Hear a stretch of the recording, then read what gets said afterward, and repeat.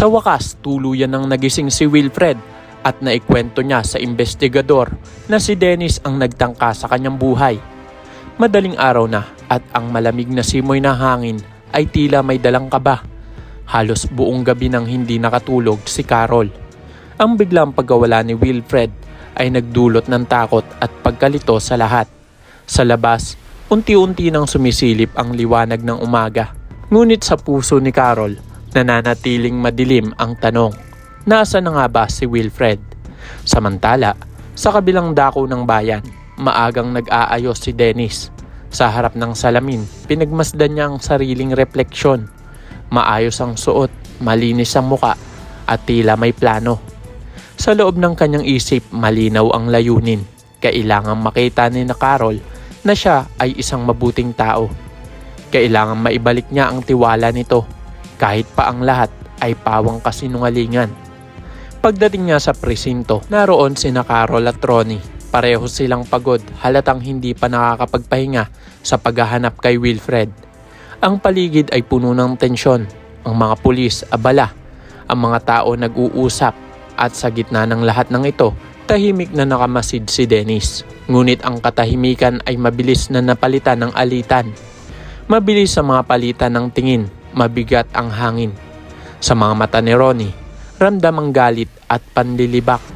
Sa sandaling iyon, nagbitaw siya ng mga salitang tumama kay Dennis na parang punyal. Nabigla si Carol sa tensyon, ngunit huli na. Lumabas ang tunay na kulay ni Dennis. Sa tindi ng emosyon, hindi na siya nakapagpigil. Bigla niyang sinakal si Ronnie, puno ng galit at pagkadismaya. Sa harap ni Carol, nasaksihan niya ang isang anyo ni Dennis na kahit kailan ay hindi niya inasahan.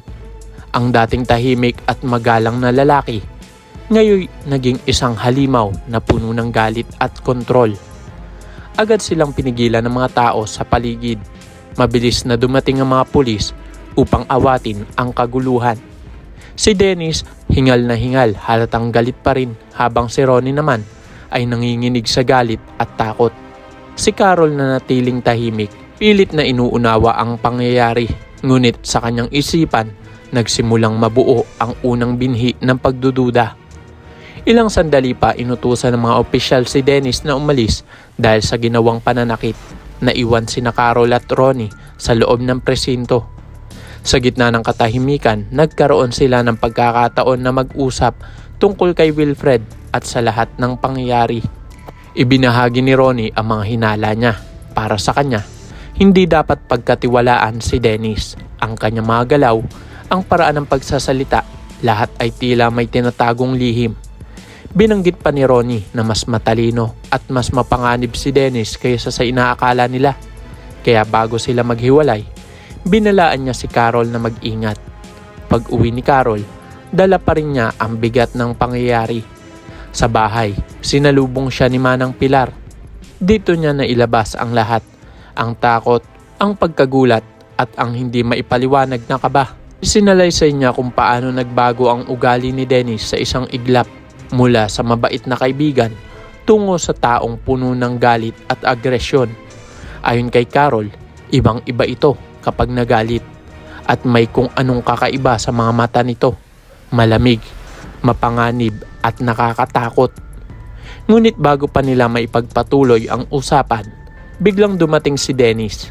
May dala itong cake, tila ba isang simbolo ng paghingi ng tawad.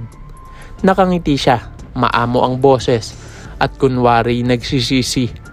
Ngunit sa likod ng bawat ngiti ay naroon ang pagmamanipula. Bagamat tinanggap ni Carol ang alok, hindi nawala sa kanyang isipan ang mga katanungan. Habang nagkakape ay biglang may narinig siyang kakaibang tunog. Mahina ngunit tuloy-tuloy, na tila nagmumula sa silid ni Leah. Mabilis siyang tumayo at sinundan ng pinanggagalingan ng tunog. Pagpasok niya sa kwarto, napansin niyang ang tunog ay nagmumula sa dollhouse ng anak. Sa paglapit, nakita niya ang isang maliit na kamera na halos maubusan na ng baterya. Nakakabit ito sa isang laruan. Agad niya itong kinuha at sa sandaling iyon, dumating si Dennis. Nanlamig si Carol. Bagamat nagtatanong ang kanyang isip, pinilit niyang maging kalmado. Sa harap ni Dennis, tinanong niya kung ano ang ginagawa ng kamera sa laruan. Si Dennis mabilis na nagdahilan. Ipinaliwanag niya ito na parang wala lang, isang maling paglalagay daw o baka laruan lang talaga. Tumango si Carol at nagpanggap na naniwala, ngunit sa loob ng kanyang isipan, malinaw na hindi siya kumbinsido. Ang kamera ay hindi aksidente at sa sandaling iyon, nagsimulang mabuo sa kanyang puso ng matinding hinala na may tinatagong kasamaan si Dennis. Kinagabihan muling nagkita sina Carol at Ronnie. Pareho silang desididong tuklasin ang katotohanan. Sa kanilang pag-uusap, inamin ni Ronnie na matagal na niyang pinaghihinalaan si Dennis. Sa katunayan nga, naniniwala siya na si Dennis ang tunay na dahilan kung bakit siya nakulong. Sa pamamagitan ng mga kasinungalingang pinalabas na siya ang may kinalaman sa pagpatay kay Joy. Para kay Ronnie, si Dennis ang utak ng lahat ng kaguluhan. Sa pagkakataong iyon, nagkasundo silang dalawa. Si Carol para sa hustisya kay Wilfred, si Ronnie naman ay para sa paghihiganti sa ginawa sa kanya ni Dennis. Pareho silang gustong pabagsakin ng taong nagwasak ng kanilang mga buhay.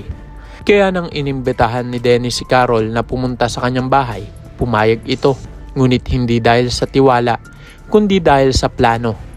Alam niyang ito ang pagkakataon upang makahanap ng ebidensya laban kay Dennis. Si Ronnie naman ay handang sumuporta sa labas, nakaabang kung sakaling may mangyaring masama. Ngunit hindi rin ganun kadali ang lahat. Alam ni Dennis na unti-unti nang nagdududa si Carol. Bago pa man ito dumating sa kanyang bahay, sinimulan na niya ang sirain ng mga ebidensyang maaaring magturo sa kanya. Sinunog niya ang mga dokumento, tinapon ang mga gamit, at sinigurado na walang bakas sa kanyang mga kasamaan at kasalanan. Pagdating ni Carol sa bahay ni Dennis, sinalubong siya nito ng magalang at may pag-aalaga. Ngunit habang nakikipag-usap si Dennis, lihim na naglibot si Carol sa paligid. Maingat ang bawat kilos, tahimik ang bawat hakbang. Ang bawat sulok ng bahay ay kanyang sinuri, mga drawer, aparador at mga kahon. Hanggang sa makarating siya sa labas ng bahay kung saan may mga abo at natunaw na bagay. Doon niya nakita ang isang bagay na nagpatigil sa kanyang paghinga, isang shell. Maliit ngunit pamilyar. Ang parehong shell na ibinigay niya kay Joy ilang araw bago ito mamatay. Napansin niya bahagya itong nasunog, ngunit malinaw pa rin ang mga guhit sa ibabaw. Walang duda, ito nga iyon. Nanginginig ang kanyang kamay habang dinadampot ang shell. Sa sandaling iyon, tuluyan na siyang nakumbinsi. Si Dennis ang may kinalaman sa lahat. Sa pagkawala ni Wilfred, sa pagkamatay ni Joy, at marahil sa iba pang bagay na hindi pa niya nalalaman. Dahan-dahan niyang ibinulsa ang shell at lumabas ng bahay na tila walang nangyari. Ngunit sa loob-loob niya, nagsimula na ang digmaan. Sa susunod na mga araw, siya at si Ronnie ay magpaplano. Hindi na ito simpleng paghihinala. Ito ay paghahanap ng katotohanan, kahit kapalit nito ay buhay nila. Habang naglalakad pa uwi, naramdaman ni Carol ang malamig na hangin ng gabi. Sa bawat hakbang, naroon ang bigat ng takot, ngunit kasabay nito ang tapang. Sa likod ng lahat ng sakit at pangamba, alam niyang darating ang araw na mahuhulog sa sarili niyang bitag si Dennis, at sa wakas, lalabas ang katotohanan.